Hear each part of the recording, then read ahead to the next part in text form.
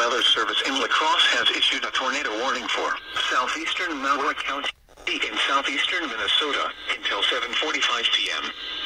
At 7:18 p.m., a severe thunderstorm capable of producing a tornado was located near Rose Creek, or 10 miles east of Austin, moving east at 35 miles per hour.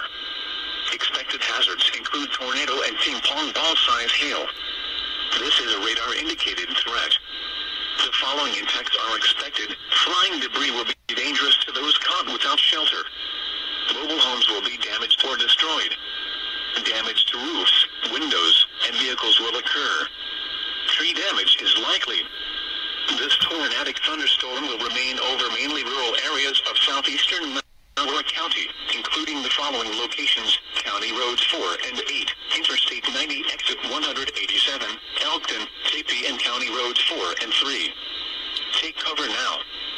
Move to a basement or an interior room on the lowest floor of a sturdy building. Avoid windows. If you are outdoors, in a mobile home, or in a vehicle, move to the closest substantial shelter and protect yourself from flying debris.